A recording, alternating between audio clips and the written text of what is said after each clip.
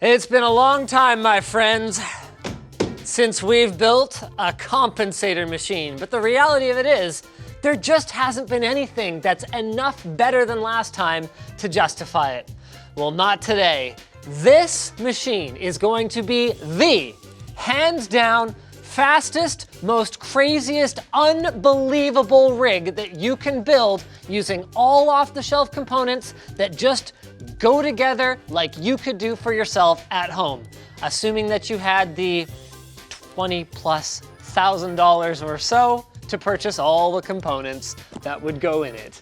And it is brought to you by Seasonic. Yes, my friends, they not just sponsor hardware porn like you're about to watch today, they also make fantastic power supplies with up to 80+ titanium efficiency, and of course, up to a 12-year warranty. You can check them out at the link below.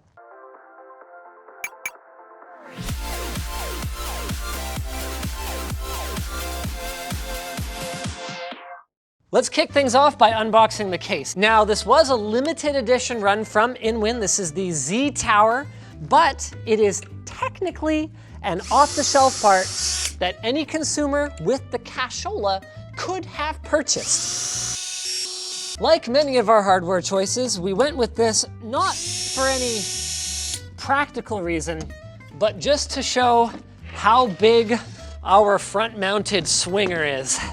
That is a solid cast aluminum work of computer art, my friends. Holy crap, once this has a system in it, it's not gonna be movable.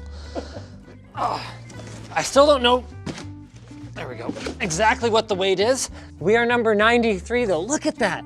Like, I actually love how raw it is. Comes with a cleaning cloth, a VIP club membership, and all the mounting screws your heart could desire.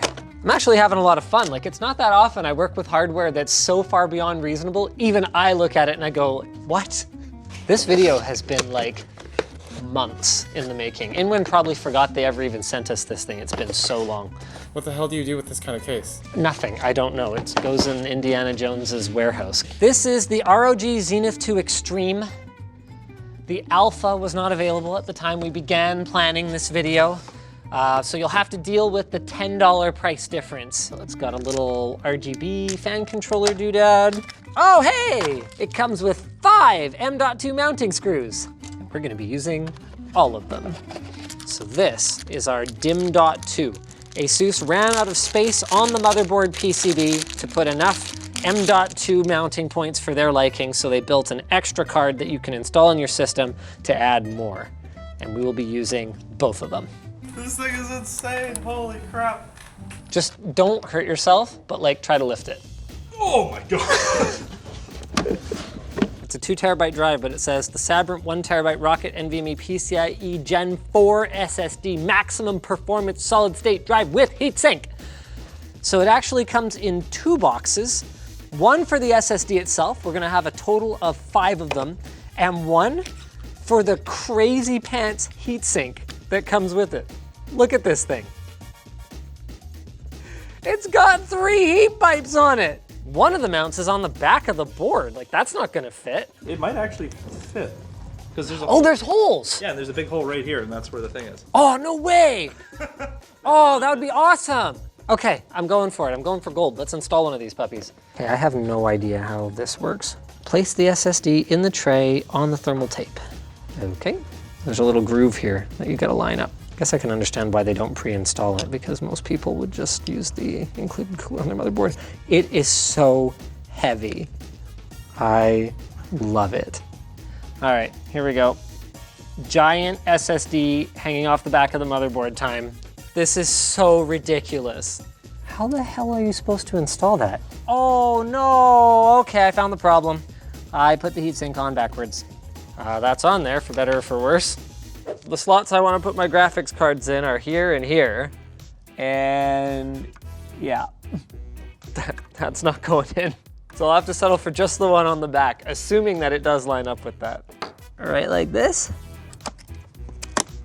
And that's it. 5 M.2s. Shouldn't even call this Threadripper anymore. Just call it thread disintegrator. 64 cores. I love their new packaging for these. Like, slots into this thing. Sick. And for $3,990, I better feel pretty special. Block time. This is the EK Velocity STR4. So it's got a nice big cooling patch. Oh, please remove. Yes, yes, I got this. And it's got 5-volt addressable RGB lighting. Ooh. Man, these Threadripper chips take up like an entire one of these little wimpy tubes. There we go. With the $4,000 CPU out of the way, now it's time for the $4,000 RAM. Not only is this kit 256 gigs, it's clocked at 3600 megahertz and CL16. This is zero compromises. I swear, high capacity RAM is heavier. It's not. I'm gonna figure out how on earth to get it into the case.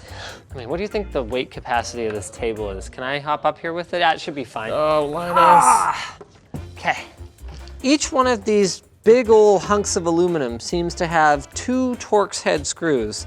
It's one of those things where it's like, yeah, it's fine and good that you provide me with this VIP club card, but where's my manual? Oh, there's a QR code to the manual. All right, fine. Labels where all the ports are, specs of the riser cable, how to install the riser cable, package contents, and important notice and warranty. Number 1, please follow user manual instructions for installation. That's the end. How do I open it? It seems to me that if I take off this piece, which is one piece right here, that I should be able to get at everything. It's actually kind of rough the way it goes together, eh? This is really not the sort of thing I would buy. Most of this system is really not the sort of thing I would buy. Look at that. That's kind of incredible, isn't it? I don't know what these standoffs are anymore because there are other standoffs in here that look more like motherboard standoffs. I'm not even installing it permanently right now. I'm just trying to make sure I've got the standoffs in the right spot. Nope, I got it wrong. Okay, I'm good. I got this. This is it. I think I've got everything lined up. This is where we find out if my giant SSD heatsink's gonna fit. Oh, nice, it does! Yes! Oh, that kind of looks good. Of course it looks good. This is a $20,000 computer, Brandon. Have you seen rich people furniture? That's fair. That's fair. The manual mentions the excellent airflow characteristics of the chassis. I mean, it doesn't even have like PCI slot covers. It's just open. It's too angsty for Vader though. It's more like a Kylo Ren. I mean, everything about this machine is overkill, so it shouldn't matter. But this is our overkill 1300 watt power supply. So they've kind of got cable management holes. Man, it is hard to get at some of this stuff though. Yeah, the cable combs really do go a long way, don't they? Not really much you can do to hide the cables on the back, eh? I'm starting to really like this thing. Now let's install the hard drives. Ooh, captive thumb screws. I likey. Nope. You might think, a build like this, what do you guys even need hard drives for? Well, let me tell you. These are 16 terabyte IronWolf Pros.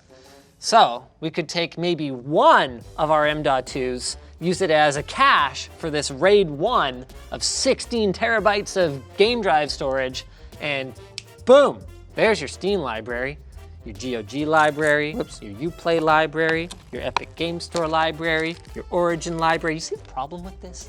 There we go, hard drives are installed. You know, for all the challenges getting the bigger things into place, having it open like this is making this build go fairly quickly.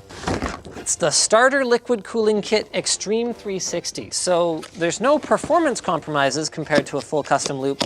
You just don't have to do any of the thinking. Everything you need is ready to go. Ah, there it is. Thick boy radiator and a manual. So I was trying to figure out what all these weirdo random holes were here. That's our radiator mount. Makes total sense now. Easy peasy. Tons of room for fans. No idea where we're gonna put the pump at this point, or the reservoir. could possibly go here. But what about the pump? With a normal case, I could just grab a drill, throw a couple holes in it, and screw it in from the bottom of the case. Is this just like a thing to just get? Is that an option? They look like hard drive mounts. They taste like hard drive mounts. They've got to have the labeling wrong. It lines up perfectly. All I have to do is widen the holes a little bit and boom, it's on. You ever get that feeling when you're just cutting something up that costs $5 grand and you're just like, oh, you know, should I be doing this? No. No, nobody else has this problem. You know, I didn't ruin it that hard, right? Like, it looks kind of the same-ish. Yep, that works just fine. I kind of like this multi-purpose plate concept. Theoretically, this should be a good spot for it, ish. Now's the time to make a critical decision. RGB fans on the top of the radiator, visible from the top, or RGB fans on the bottom of the radiator, visible with the internals? Bottom. Bottom, all right. Adding Jake. Why am I here? Because this is taking too long and I need help. You're gonna be in charge of RGB. Oh. Yeah, I know, That's right? the worst. That's why you're here though. And the gold is gonna be so tacky. I mean, the hard drives are like right there too. You got these like obnoxious cable ties. Hey, lttstore.com. Oh, right, so we're actually using these super cool RGB strips from Silverstone. They've got this diffusion layer on them that makes it so that the transition between the RGB LEDs looks a lot smoother, at least in pictures. We're gonna see how that works out. Like That's you do kinda like what I one was here thinking, and then yeah. like one here? Yeah. Well, we've got a lot more than that. I've got like 8 of them. Yeah, but like wiring that's gonna be a nightmare. Well, yeah, but that's your problem, isn't it?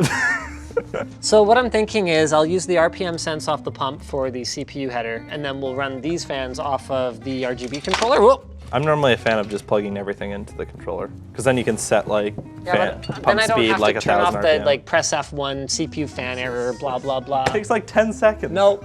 And then you have this ugly wire up here. I'm No, out. just plug. No, come on. Yeah. It's in there already. It's too late. I'm pulling out. It's too I'm late. pulling out. You no, can't come. have it. Yes.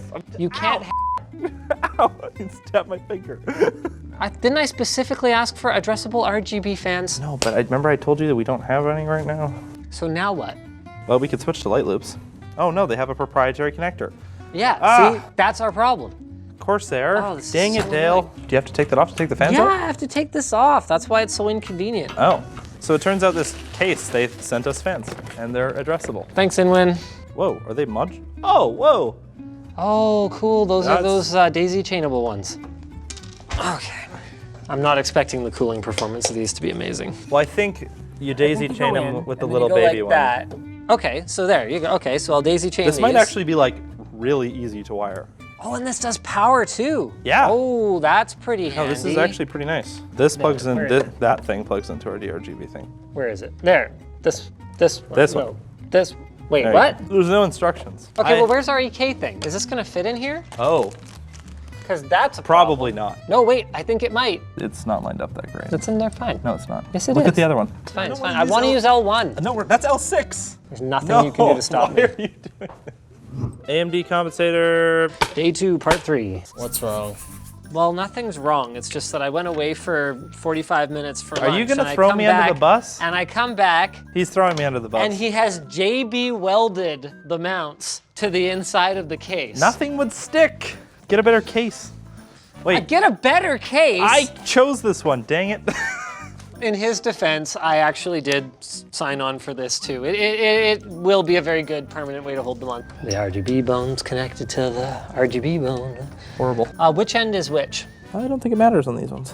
I also think this is backwards, but I can. Which is backwards? The way you have it in there right now. What do you mean backwards? You just told me it doesn't matter. You spent No, the I mean the side of the strip. Oh shoot, I did do it backwards. No, have you ever like gone to poop and forgot to mute your mic? Has he ever? This is so tacky.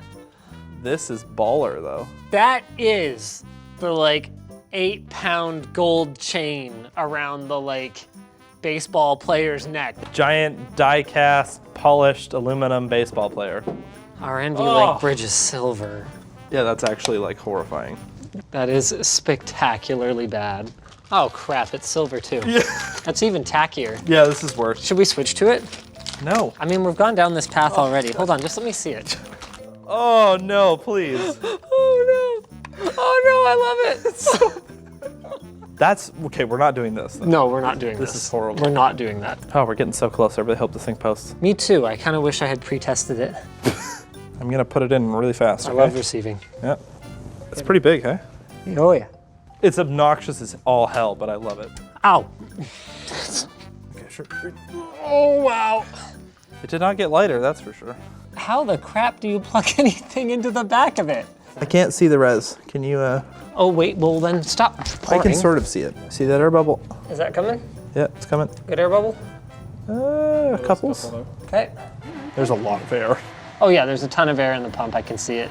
There was nothing I could really do. Like ideally I would want the pump lower than the bottom of the res, but I couldn't really do that. Those fans are cray-cray. These RGB strips are sick. Yeah, they're pretty cool.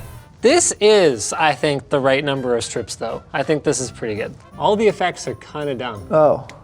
Okay, more importantly, why are we stuck on HDD code E6? It's probably a memory thing. Okay, so to get AMD RAID going, not only do you have to install a driver in Windows, you have to install 3 drivers in a specific order. It's a show, but either way, Windows is installing, I think. Compensator day 3. I discovered something. So Jake and I were sort of both wrong about these RGB strips. So see that? They come out this side, but not out this side. Now that is sufficiently RGB. Now we finally get to talk performance of the most EPEAN machine money can buy. Yesterday, we were literally installing games across 4 different launchers at over 4 gigabit per second on our 10 gig network card. So hey, 10 gig networking, overkill for gamers? I think not. Yes, my friends, we are reading and writing in the neighborhood of 10 gigabytes per second on this RAID array. I'm not recommending it. I'm just saying it's real cool. Yes, we know Crystal Disk Mark is not a great indicator of performance, but this machine is about putting up big numbers.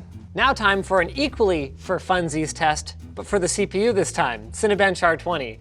Wow, 24,777. Now we're gonna play some games. This is Crysis 3 running absolutely maxed the F out at 4K at 120 frames per second. Oh, don't die, Linus. It is amazing how good this game still looks. Here's something we're not gonna see in any of the other games though. Both GPUs, while the game was running, sitting up near 100% utilization. The good news for Shadow of the Tomb Raider is that even absolutely cranked at 4K, like, man, that is detailed looking, we're still able to crack 120 frames per second. HDR is enabled, of course. Oh, the sun! Once again, our CPU barely being touched, anywhere from 5 to 8% utilization. Oh wait, I was completely wrong. Shadow of the Tomb Raider uses alternate frame rendering multi-GPU in DirectX 12. That was great. Now I'm firing up something a little more CPU intensive. Anno 1800. Everything once again is maxed, so it is only running at 35 to 45 frames per second, but every horse and cart, every person walking around with their little sunbonnet on, look at the detail. Oh, I don't have enough farmers. As for our CPU usage, we're sitting at a cool 6%. Let's get our Doom settings updated. Blah, blah, blah, blah. Oh, we're actually getting pretty decent SLI utilization. Oh yeah, bud. And all of that while sitting at a tidy 12% CPU utilization. The good news is, look at that, both of our GPUs were really giving it.